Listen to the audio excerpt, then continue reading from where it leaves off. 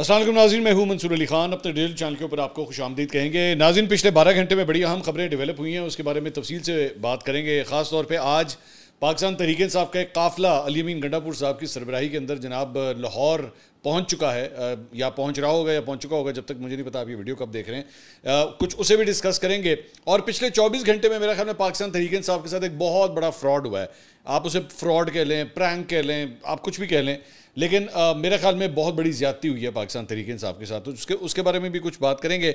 और साथ ही साथ आज से चंद हफ्ते पहले जो एयर इंडिया का एक क्रैश हुआ था, जिसमें कई अफराद जो हैं वो जाँ बहक हुए थे, उस सिलसिले में उसकी रिपोर्ट सामने आई है और उसने एक्चुअली सवालों के जवाब देने के बजाय मज़ीद मामले को जो है वो गंभीर कर दिया है, मज़ीद ज़्यादा जो है वो कन्फ्यूजन पैदा कर दी है। उसकी डिटेल्स भी अभी थोड़ी देर में जो है मैं आपसे शेयर करूंगा। उससे पहले आपसे रिक्वेस्ट के चैनल को सब्सक्राइब करना मत भूलिए, बेल आइकन प्रेस कीजिए। अगर आपको हमारी वीडियो पसंद आए उसे लाइक और शेयर ज़रूर कीजिएगा। अच्छा जी, सबसे पहले तो एक खबर सिर्फ आपके साथ शेयर करूं। सुप्रीम जुडिशल काउंसिल का आज जो है वो बड़ा अहम इजलास था और वो chief justice of Pakistan justice Yahya Afridi की सरबराही में हुआ। इससे पहले बहुत से लोग जो है वो ये बात कह रहे थे कि जनाब शायद इसके अंदर जो है वो इस्लामाबाद हाईकोर्ट के 5 जजेस के हवाले से जो है शायद कोई बहुत बड़ी कार्रवाई होने जा रही है, और ये इसलिए सुप्रीम जुडिशल काउंसिल का इजलास जो है बड़ा इंपॉर्टेंट है। इसके अंदर सुप्रीम कोर्ट के जज जस्टिस मंसूर अली शाह और जस्टिस मुनीब अख्तर जो है उन्होंने शिरकत की, और लाहौर हाईकोर्ट की चीफ जस्टिस आलिया नीलम और सिंध हाईकोर्ट की चीफ जस्टिस जुनैद गफ़ार भी जो है इसमें शरीक हुए। एलामिया जारी किया गया, उसमें कहा गया कि जी supreme judicial council secret service rules 2025 का मसौदा जो है मंजूर कर लिया गया है। ज़ाब्ता अखलाक में तरमीम पर मज़ीद कानूनी गौर की ज़रूरत करार दी गई है और इंक्वायरी के तरीक़ाकार पर भी मज़ीद मुशावरत जो है वो की जाएगी। कौंसिल ने आर्टिकल 209 के तहत दायर 24 शिकायत का जायज़ा लिया। 19 शिकायत को मुतफ़क्का तौर पर खारिज कर दिया गया, जबकि 5 शिकायत को मौखर किया गया है। शिकायत का सामना करने वाले जजेस के खिलाफ शिकायत निपटाने पर उनके नाम पब्लिक करने पर गौर हुआ, ताहम जजेस के खिलाफ शिकायत निपटाने पर उनके नाम पब्लिक करने की तजवीज़ मुस्तरद कर दी गई। अब ये कौन से जजेस थे, एलामिया कम से कम इस बारे में खामोश है कि जो है वो उसे पब्लिक नहीं किया जाएगा, लेकिन डिटेल सिर्फ यही है कि जनाब 5 जजेस के हवाले से जो है शिकायत मौजूद हैं। 24 में से 19 उड़ गई हैं, 5 जो है वो अभी भी मौजूद हैं। अब ये कौन से जजेस हैं, इसकी डिटेल वो शायद हो सकता है कि अगले वीलॉग में जो है वो हम आपके साथ शेयर कर सकें। इसके अलावा यूट्यूबर्स के हवाले से एक बड़ी डेवलपमेंट हुई है। मैंने आपको प्रेडिक्ट किया था कल के अपने वीलॉग के अंदर कि मतीउल्लाह जान और असद अली तूर को जो है वो कोर्ट से रिलीफ मिला है, इस्लामाबाद की सेशन अदालत से, और उनके हवाले से जो जुडिशल मजिस्ट्रेट की जानिब से जो ऑर्डर आया था कि जनाब 27 यूट्यूब चैनल जो हैं या बंद या ब्लॉक कर दिए जाएँ, उसमें से 2 को रिलीफ मिला था। और मैंने आपको उसी वक्त कहा था कि जो ऑर्डर आया है इसके बाद जो दीगर अफराद हैं, जो दीगर 25 यूट्यूब चैनल्स हैं, उनको भी जो है वो मोस्ट प्रॉब्ली इसमें रिलीफ मिल जाएगा। और वैसे ही हुआ है। आज मखदूम शहाबुद्दीन, उरिया मकबूल जान, अब्दुल कादिर जो है वो ARY के, मुझे नहीं पता आजकल रिपोर्टर है या नहीं है, एक ज़माने में तो ARY में थे, उज़ैर अनवर और उमैर रफ़ीक, इनकी हद तक भी जो है अब इस हुक्म को मुअत्तल कर दिया गया है। सो नाउ 27 में से जो है वो 7 को रिलीफ मिल गया है, 20 अभी भी जो है वो इसके अंदर मौजूद है, लेकिन मोस्ट प्रॉब्ली वो भी जो है इसी तरह कोर्ट्स में जाके ये जो ऑलरेडी एक ऑर्डर आ गया है इसको बतौर एक रेफरेंस जो है वो वहाँ पे पेश करेंगे तो शायद उन्हें भी रिलीफ मिल जाएगा। अब आ जाएं जनाब, पिछले 24 घंटे में हुआ क्या है पाकिस्तान तहरीक इंसाफ के साथ। मेरे ख्याल में बहुत बड़ी ज़्यादती जो हुई है, मैं ज़रा उसके बारे में बात करना चाहूँगा। हुआ ये है, ये ज़रा सामने खबर देखिएगा। ये बेसिकली ड्रॉप साइट एक वेबसाइट है जहाँ पे रायन ग्रिम, वकास अहमद और मुर्तज़ा हुसैन, इनकी जानिब से एक कंबाइंड जो है वो एक खबर शाया की गई है, और ख़बर का जो टाइटल है वो कहता है जी, Trump ask Pakistan military ruler Asim Munir to resolve the Imran Khan issue, so far he is not listening. अच्छा, अब उर्दू में थोड़ा सा सिर्फ मैं ट्रांसलेट दफ़ा कर दूँ। उन्होंने कहा जी कि इस खबर के मुताबिक कि जी डोनाल्ड ट्रंप ने फील्ड मार्शल आसिम मुनीर को कहा है कि जनाब आप ये इमरान खान वाला जो मसला है इसको रिजॉल्व करें, लेकिन फ़िलहाल वो नहीं सुन रहे। अच्छा, आगे लिखते हैं जी, members of the Pakistani diaspora continue to petition for the release of former prime minister Imran Khan and Pakistan security forces clamp down on his supporters. इनमें से वकास अहमद और मुर्तज़ा हुसैन जो है ना, वो आज नहीं पिछले कई सालों से पाकिस्तान तहरीक इंसाफ को टोटली सपोर्ट करते हैं, और इनकी तमाम तर टॉपिक्स, इनकी तमाम तर खबरें जो हैं वो टोटली प्रो PTI ही लिखी गई हैं। उनकी मर्ज़ी है, मैं उस पर मैं एतराज़ नहीं कर रहा, मैं सिर्फ आपको वैसी बैकग्राउंड जो है इस चीज़ का बता रहा हूँ। और ये वकास अहमद साहब जो हैं ये तो बाकायदा तौर पे समझते हैं कि डोनाल्ड डू वाली वो जो पूरी साइफ़र वाली चीज़ थी वो बिल्कुल जो है वो बिल्कुल सही था और उसके अंदर रोल अदा किया गया। रायन ग्रिम के बारे में थोड़ा सा मैं आपको बैकग्राउंड बता दूं। रायन ग्रिम जो है वो एक ऑथर है बेसिकली, और इसकी जो लिखत पढ़त है या इसका जो इंक्लिनेशन है वो डेमोक्रेट्स की तरफ जो है वो काफ़ी ज़्यादा बताई जाती है, या लेफ्ट लीनिंग काफ़ी है अमेरिका के अंदर, ठीक है। मतलब बाएं बाजू की जो सियासत है उस तरफ उसका ज़्यादा झुकाव है। रिपब्लिकन्स, डोनाल्ड ट्रंप कोई लेना देना नहीं है, मतलब दूर दूर तक कोई जो है उसके साथ as a matter of fact ये पसंद ही नहीं करता उसको। तो उसने ये सारी खबर जो है वो लिखी। ये बताना बहुत ज़रूरी है, मैं बाकी बैकग्राउंड जो है इसका मैं बाद में बताता हूँ। अब इस सारी चीज़ के अंदर प्रॉब्लम क्या है, ये सारा मामला जो बिल्डअप किया गया है स्टोरी के अंदर, बेसिकली ये कहा गया कि जनाब अभी जो पिछले दिनों फील्ड मार्शल आसिम मुनीर की मुलाकात हुई थी डोनाल्ड ट्रंप से, उससे एसोसिएट करके, और इसमें कहा जी दो मुख्तलिफ सोर्सेज, खबर के मुताबिक जी दो मुख्तलिफ सोर्सेज हु आर जिनको इस मुलाकात के बारे में पता था। अच्छा, वो सोर्सेज कौन है, कोई कोटेशन नहीं है इस हवाले से कि कौन सोर्सेज हैं। अब क्या इनके पास ऐसी कोई सोर्सेज हैं कि ये एक्चुअली डोनाल्ड ट्रंप और आसिम मुनीर साहब की मुलाकात जिस कमरे में हो रही थी उसमें से इन लोगों तक जो है कोई इंफॉर्मेशन पहुंच जाती? I hardly doubt it. एक तो मैंने आपको पहले बताया कि रायन ग्रिम जो है उसका कितनी को सोर्सेज होंगी, एक बात, और दूसरी बात ये जो बाकी दो अफराद हैं इनकी भी मुझे मुश्किल ही लगता है कोई सोर्सेज होंगी कि इनको कोई ऐसी वैसी कोई बात पता लगे।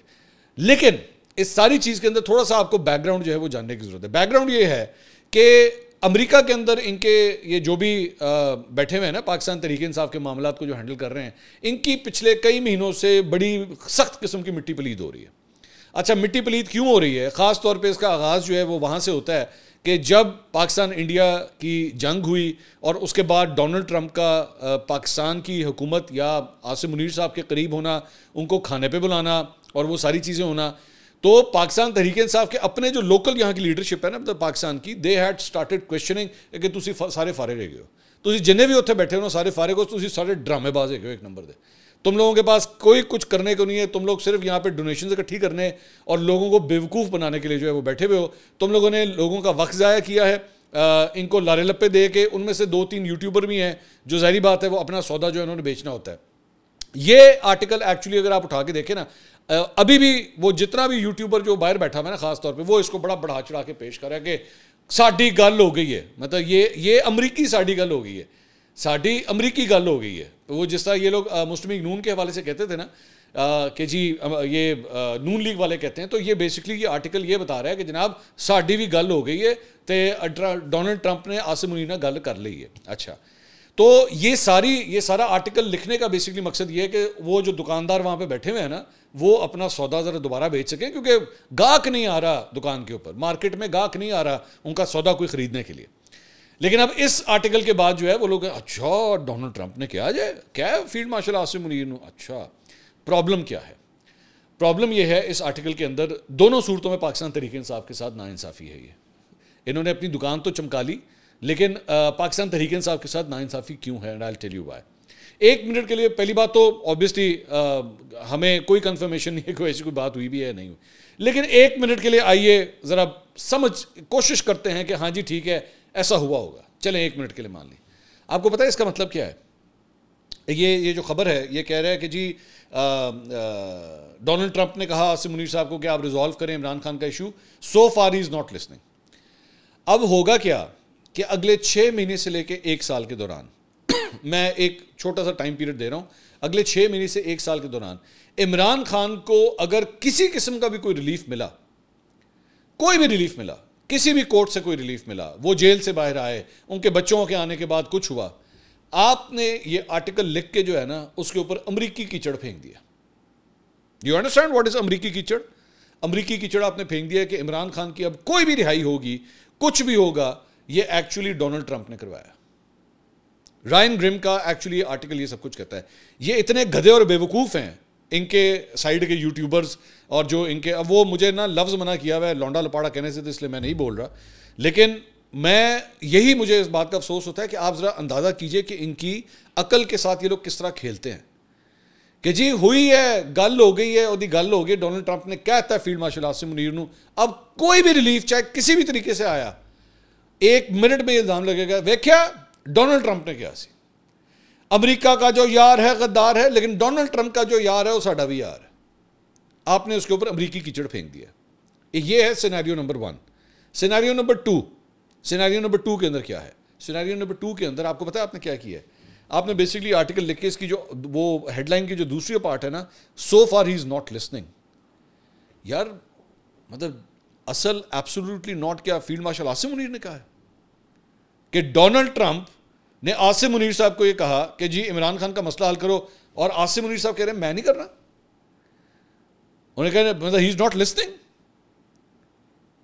आप जरा खुद ही अंदाजा कीजिए ना, मतलब ये तो यानी उस मुलाकात, और वो भी आमने सामने बैठ के, ये किसी डोनाल्ड लू के जरिए नहीं, किसी साइफर के जरिए नहीं, किसी एम्बेसडर के जरिए नहीं, किसी अंडर सेक्रेटरी के जरिए नहीं, कोई सेक्रेटरी ऑफ स्टेट के जरिए नहीं, डायरेक्टली डोनाल्ड ट्रंप के सामने बैठ के ही इज नॉट लिसनिंग। उन्होंने डोनाल्ड ट्रंप ने की क्या, चल चल मामा अगे चल, कोई होर गल कर। This is what you are creating, the scenario that you are actually creating.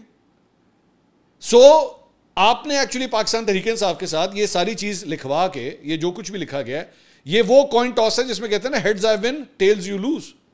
दोनों सूरतों में पाकिस्तान तहरीक इंसाफ के लिए प्रॉब्लम है, दोनों सूरतों में। आर्टिकल तो लिखवा दिया, इस पे वीलॉग्स भी बनवा दिए, बाहर बैठे हुए वो जो रंगबाज हैं उन्होंने अपनी दुकानें भी चमका ली, लेकिन आपने पता है एक्चुअली आपने किया क्या है?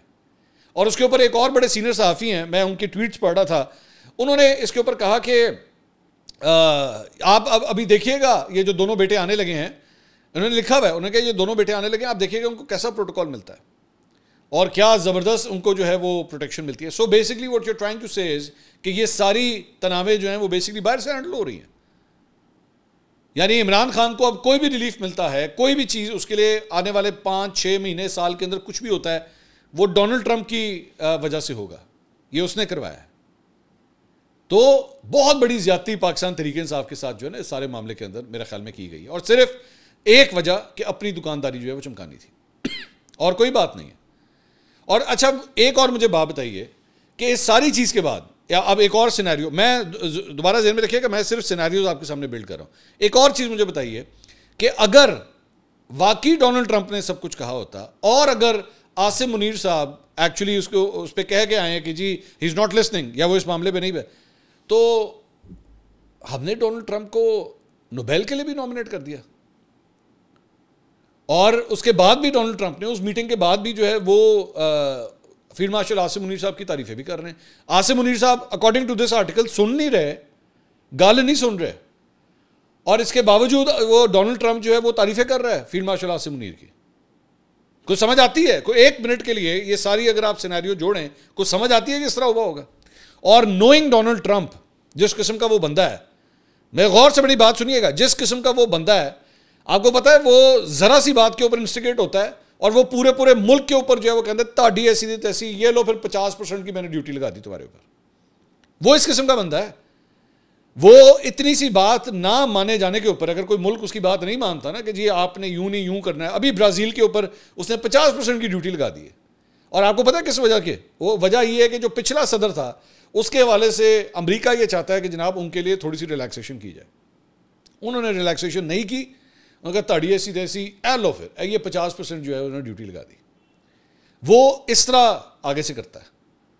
तो यहां पे इमरान खान को लेके डोनाल्ड ट्रंप की सुनी नहीं जा रही according to this article, so far he is not listening, और यहां पे तारीफें ही नहीं खत्म हो रही। यहां पे मार्को रूबियो जो है वो इस तरह फोन कर रहा है जैसे शहबाज शरीफ उनका यार है, साडा मुल्क का वजीर आजम जो उन्होंने ग्राही है, मतलब आपस के ताल्लुकात इस तरह चल रहे हैं। इंडिया जो है वो यूं करके मुंह दूसरी तरफ करके बैठा हुआ रुस के कहना है कि मैं नहीं बोल रहा है, तुम आपस में इन्नी ताड़ी दोस्ती होगी। सो कुछ समझ नहीं आती बात की। हाँ, लेकिन ये है कि इस आर्टिकल से जो है अब वो वहाँ के यूट्यूबर्स के और जो रंगबाज वहाँ पे बैठे हुए हैं उनकी दुकानदारी ज़रा सही तरह चलेगी।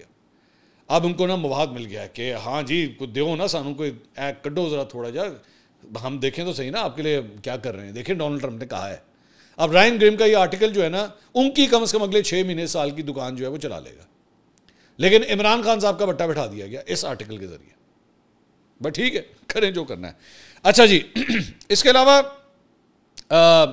गंडापुर साहब जनाब एक पूरा काफिला लेके जो है वो लाहौर या तो इस वक्त पहुंच चुके होंगे जब आप ये वीडियो देख रहे हैं, या फिर पहुंचने वाले होंगे।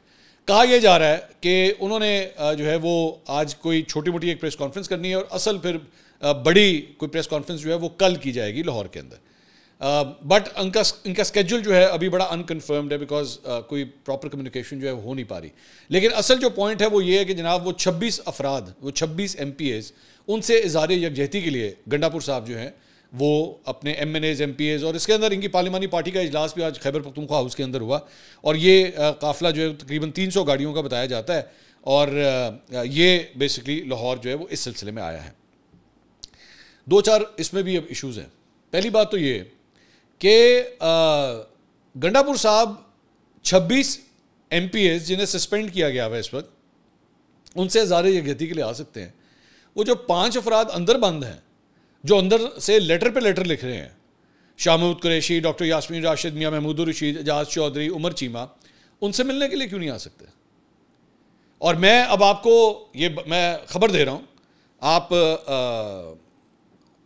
नहीं मानना चाहे आपकी मर्जी है, लेकिन वो जो 5 अफराद अंदर बैठे हुए हैं ना, वो इस बात को बड़ा शदीद महसूस कर रहे हैं कि पाकिस्तान तहरीक इंसाफ की जो इस वक्त की लीडरशिप है, इस वक्त की लीडरशिप कौन है? बैरिस्टर गौहर हैं, सलमान अकरम राजा हैं, अली अमीन गंडापुर हैं, ये जो भी लीडरशिप रोल्स के अंदर है, तो इन्होंने इनको डिच कर दिया, इन्होंने इनको बिल्कुल डिच कर दिया। वह इनसे कोई मुलाकात करने के लिए नहीं आता, इनकी कोई हियरिंग्स वगैरह के हवाले से कुछ भी नहीं हो रहा। तो ये अलबत्ता काम जो है वो पूरा है कि जनाब ये लें जी 26। अच्छा, मैं आपको इस बारे में पहले ये बात कह चुका हूँ कि मेरी इतलात के मुताबिक ऑलरेडी ये मामला ठंडा होने की पूरी कोशिश हो रही है। मतलब मुस्लिम लीग नून के अंदर, हुकूमत के अंदर बैठे हुए ऐसे लोग हैं जो इस मामले को ऑलरेडी ठंडा कर रहे हैं। अब होगा इसमें भी क्या होगा, इसमें अगर ये कल को ये चीज़ रिवर्स बैक हो गई कि नहीं जी इन 26 लोगों के अगेंस्ट कुछ नहीं होगा, तो गंडापुर साहब जो है ना वो इसका क्रेडिट लेने के लिए इंज करके तैयार होंगे कि लो जी ए जड़ा मैं आया सी ना, ए जड़ा मैं लाहौर आया सी, ए मैं करवाया जाए। वो पंजाबी में तो नहीं बोलेंगे, उर्दू में बोलेंगे, लेकिन वो ये कह सकेंगे कि जनाब है। तो ये सियासत जो होती है ना, ये पूरी एक शतरंज की चाल होती है। इसको गौर से आपने देखने की ज़रूरत होती है कि अगर कोई कुछ बात कर रहा है तो एक्चुअली इसके पीछे मकसद क्या है। सियासतदान एक बात ज़हन में रखिएगा, कभी अपने मकसद के बगैर 1 इंच नहीं हिलता।